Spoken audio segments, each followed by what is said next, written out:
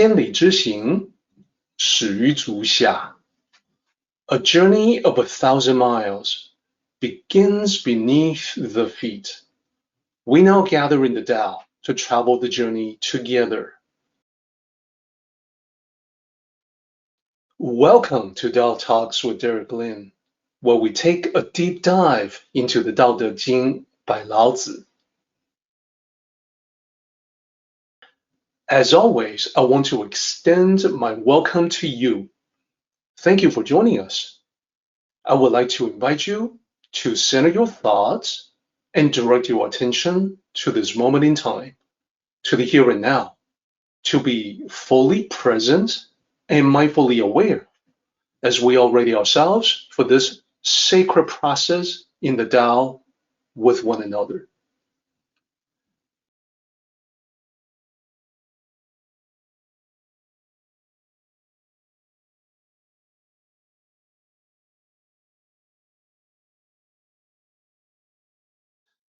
Knowing when to stop.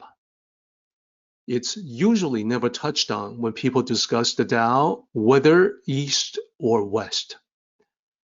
I think those of you that have been doing some research, doing your own reading on the Tao, you see how people will often talk about Wu Wei, unattached actions, or Pu, the principle of simplicity. But they never mention the importance of knowing when to stop. And I would say it is actually one of the more important concepts in Tao philosophy. How do we know that? Well, we can tell it's important because it appears multiple times in the Tao Te Ching. Whenever anything gets repeated by Lao Tzu, we pay special attention. And perhaps it doesn't get a lot of attention because knowing when to stop is never pointed out specifically. It's never associated with a particular name. And the same idea, the same concept is expressed in two different ways, as I will show you in the iterations of the concept. So the chapter that we're on right now is the very first instance of the iteration. It is repeated 3 other times. 4 other times because it appears twice in a particular chapter. But let me show you. In one of the chapters to come, Tao Te Ching Chapter 30, line 8 and 9, here's what it says. Good commander achieves results, then stops, and does not dare to reach for domination. So the 2 characters that you see there, especially the last one, Yi, it is the same character that is being used in the current chapter to talk about stopping. This is the idea applied to the military. It is the same as saying that if you fill a cup to the brim, that is you accomplishing an objective, but then you should go no further. In the military context, it just means that domination, subjugation of the conquered side would be like having tea overflow and spill out onto the table. It would be too much. So this is definitely another repeat or iteration of the same idea. And then we look a little bit further. We go into chapter 32 of the Tao Te Ching, and here's what we see. One should know when to stop. Knowing when to stop, thus avoiding danger. This is where it is explicitly stated, and it is using the same idea from this chapter, but using different characters. As you can see on the left-hand side, the characters are the same within 32, but look different than the ones in 30. 知止, no stop. knowing when to stop.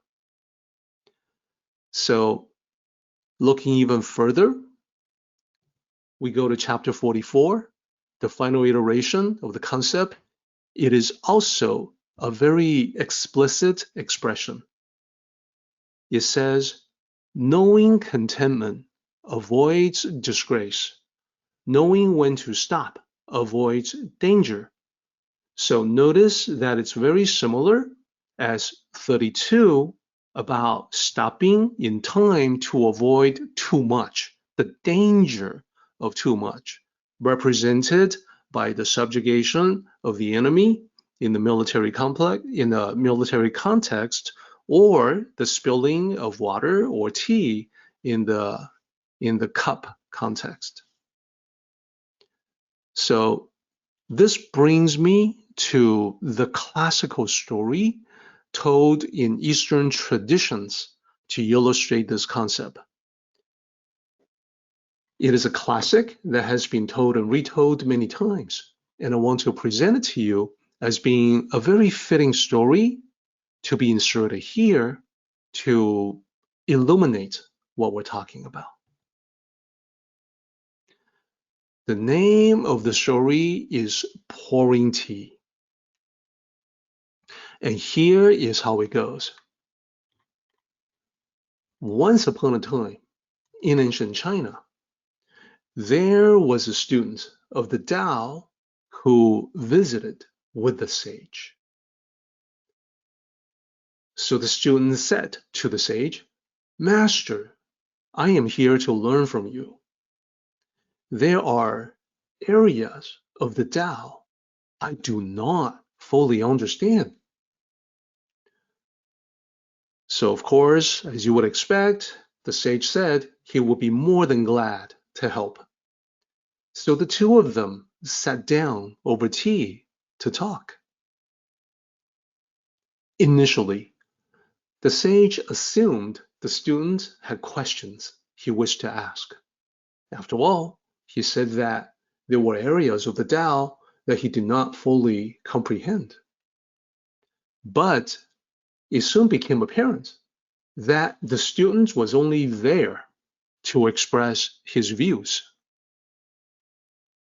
That is all he did. He expounded on his opinions, covering several topics, and there seemed to be no end to his discourse. So to the sage, the situation started to feel much more like a lecture than a conversation. So the sage said nothing, but he lifted the teapot to serve tea for his guest. He poured hot tea into the student's cup. When it was full, he kept pouring. So the tea overflowed the cup onto the table. Some of it splashed onto the student, who was startled.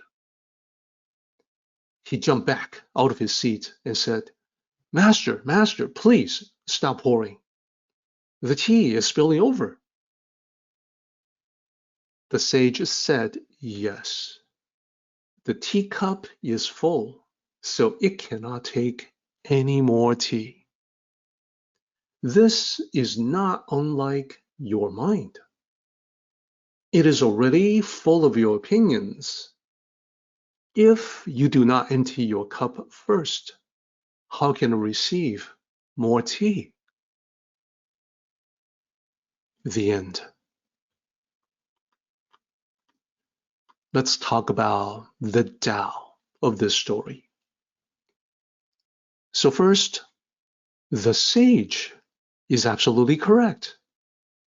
If one's mind is already full of pre-existing notions, how can it learn anything new? If it is already full of hubris, how can it transcend its limitations?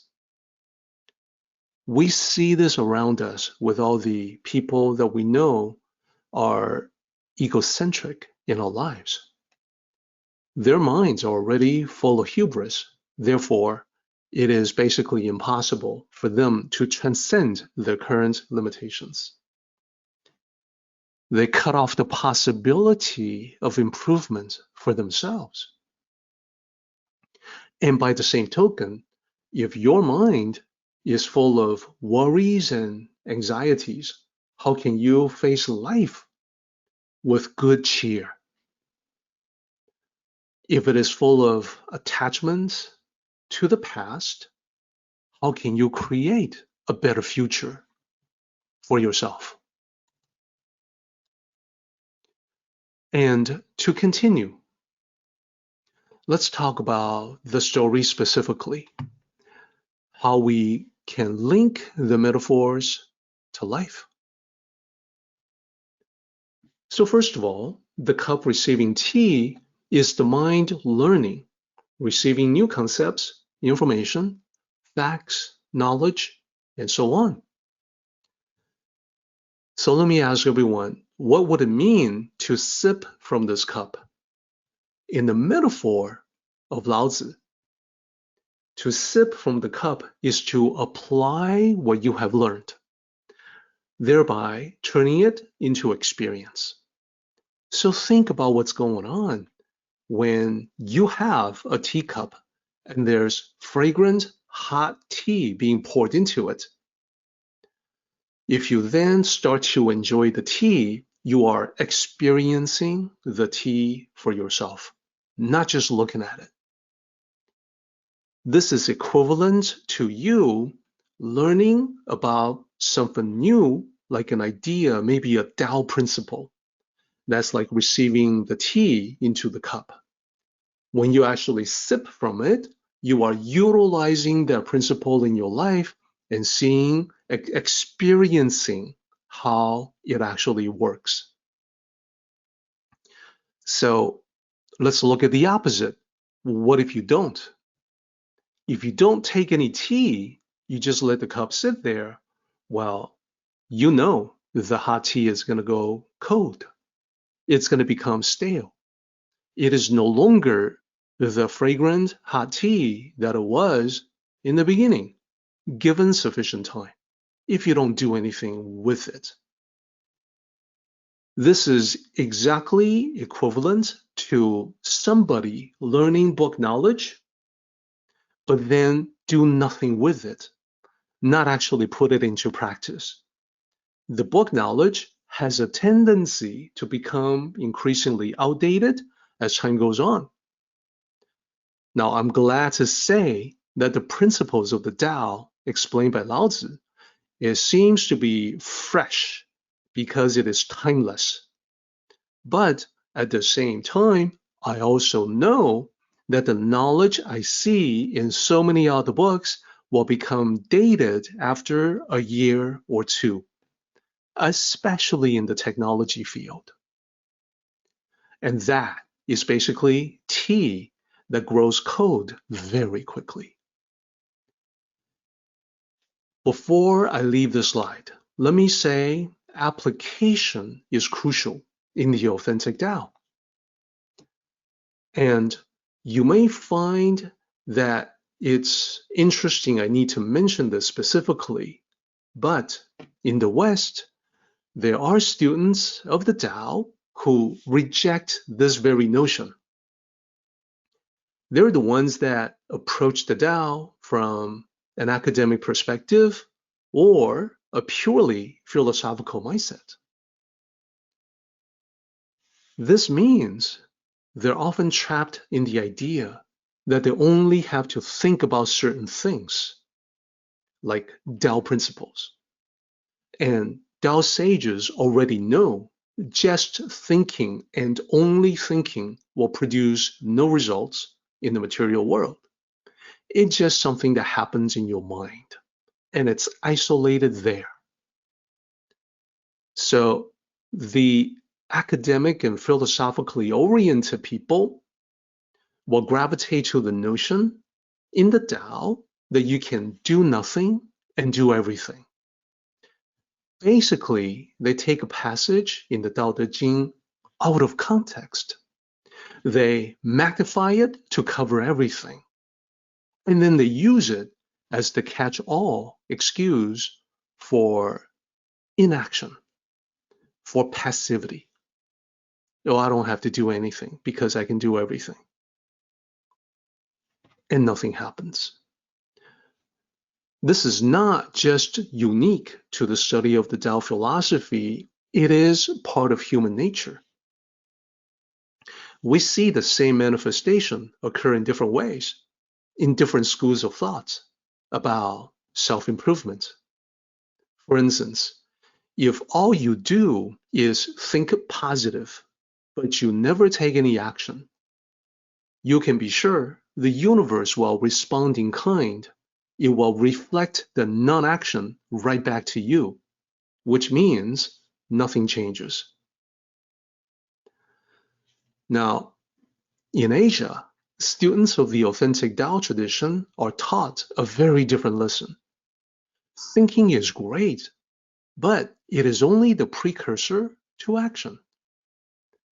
This is how the authentic masters teach the original philosophy.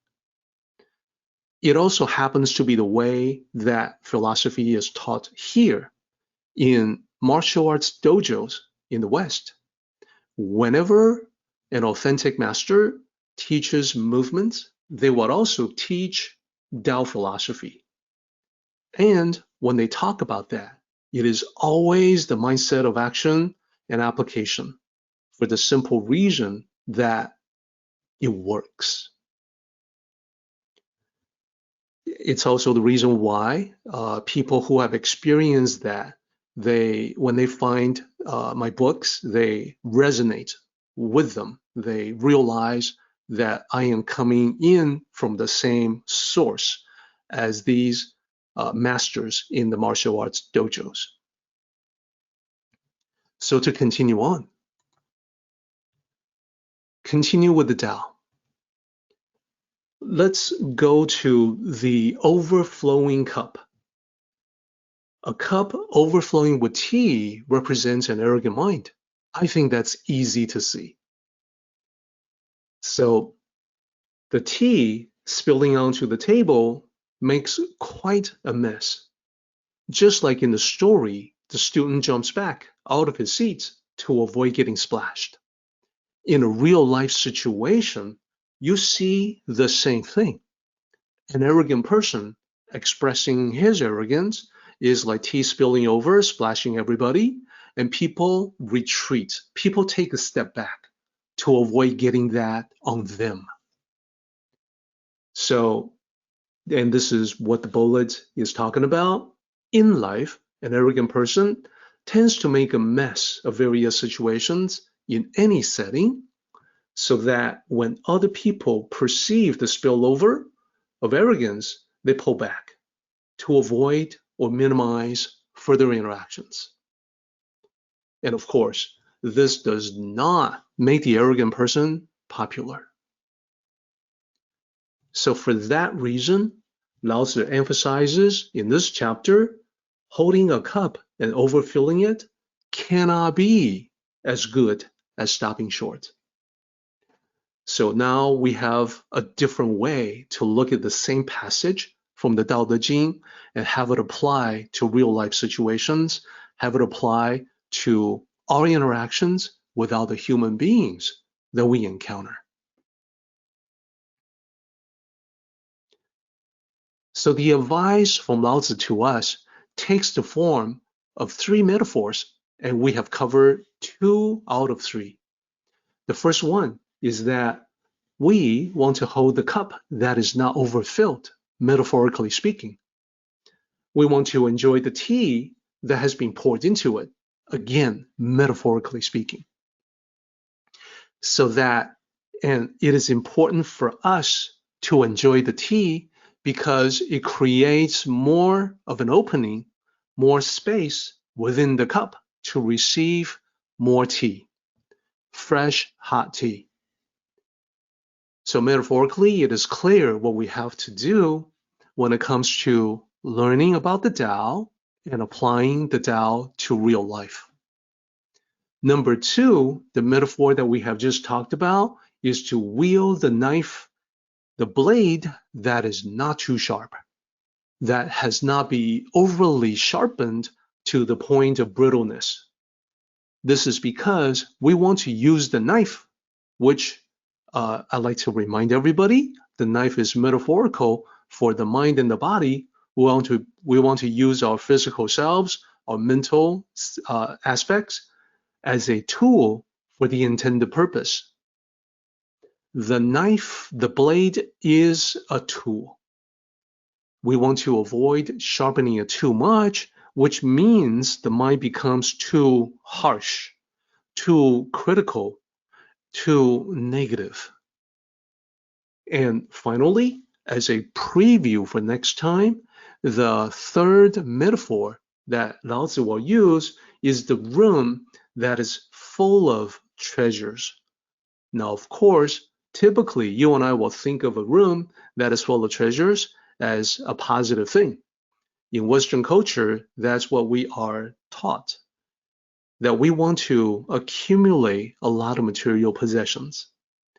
Lao Tzu points out that anything done to excess can be a bad thing, including the accumulation of material things in this room.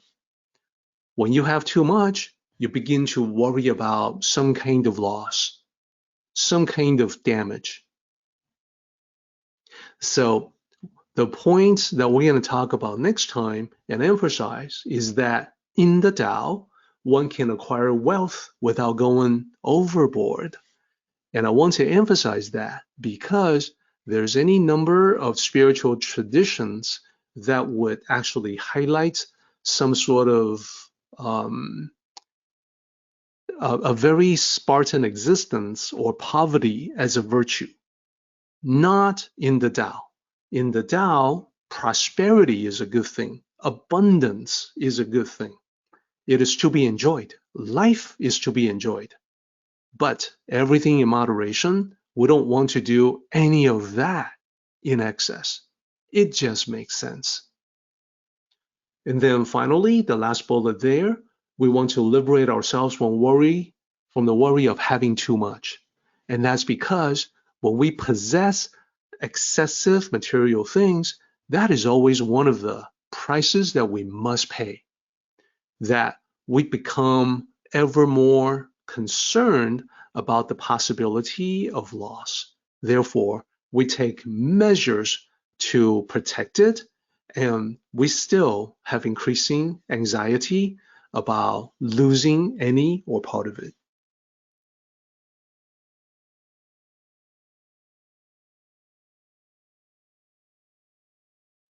Our meeting has come to an end, but the journey continues on. Until next time, may the Tao fill you with peace and happiness.